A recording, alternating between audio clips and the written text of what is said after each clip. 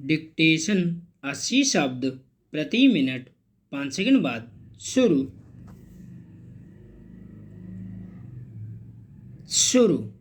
आर्थिक और मानव क्षमताओं के विकास के उद्देश्यों और ज़रूरतों को लेकर अनेक विचार पिछले 4 दशकों में दिखाई पड़े हैं। अधिकतर पूंजीवादी अर्थशास्त्री आर्थिक विकास के लिए समृद्धि को सबसे महत्वपूर्ण कारक मानते हैं। समाजवादी झुकाव रखने वाले अर्थशास्त्री मानव क्षमताओं के विकास, जिसमें शिक्षा, स्वास्थ्य आदि शामिल हैं, पर जोर देते हैं। इस दृष्टि से अगर भारत में आर्थिक विकास की जांच की जाए तो भारी अंतर्विरोध मिलते हैं। पिछले 3 दशक में, खासकर 1991 के बाद से ही भारत ने सामान्यतः ऊंची विकास दरें हासिल की हैं। पिछले 2 दशक में 6 से 7% की औसत विकास दर हासिल की है, जो विकसित और विकासशील देशों में केवल चीन की विकास दर से कुछ कम रहा है।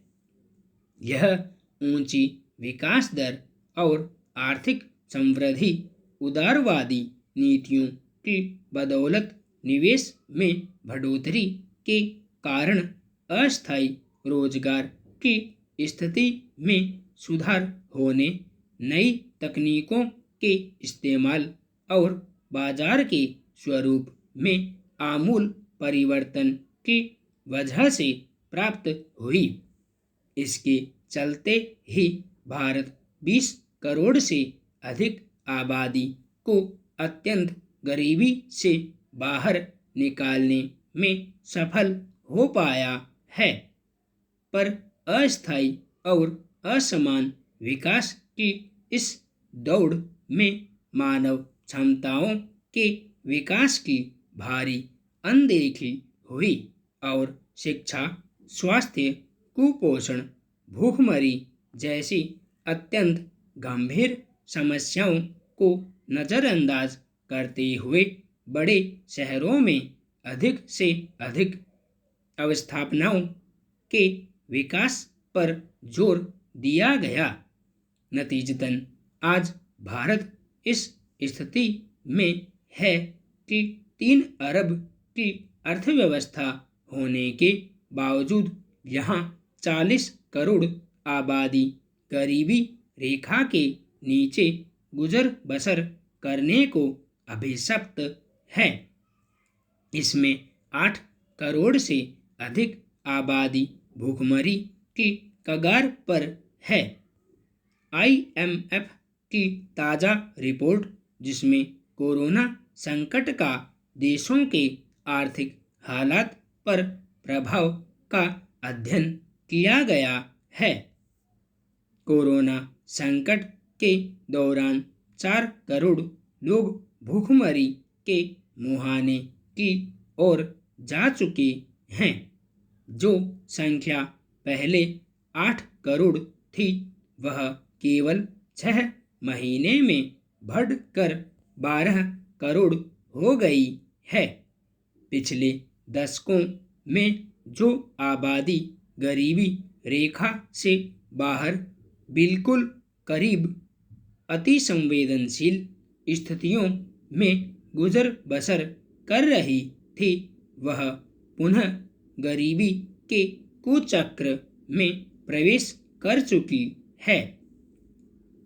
भूख, कुपोषण और गरीबी से होने वाली मौतें केवल सरकार नहीं, समाज के लिए भी शर्म का विषय है।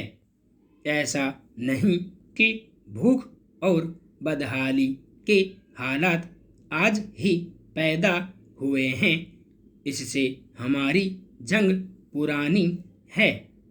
ऐसा नहीं कि देश में इस समस्या से निजात पाने के लिए आर्थिक नीतियों और योजनाओं की कोई कमी रही है, पर इनके क्रियान्वयन के लिए जिस राजनीतिक इच्छा शक्ति और प्रशासनिक जवाबदेही की जरूरत है उसका नितांत अभाव रहा है।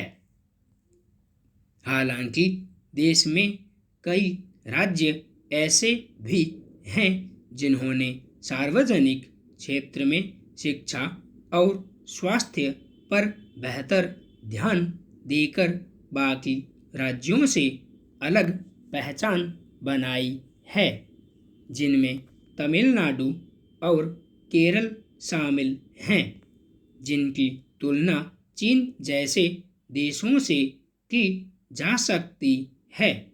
इसके विपरीत बिहार, उत्तर प्रदेश और मध्य प्रदेश जैसे राज्य अपनी भ्रष्ट और खस्ताहाल राजनीतिक और प्रशासनिक व्यवस्था के चलते भूखमरी और कुपोषण के जाल में उलझे हुए हैं। तमाम आंकड़े बताते हैं कि भारत में भूख और कुपोषण का संकट कोरोना के कारण और गहरा हो गया है। संपूर्ण विराम।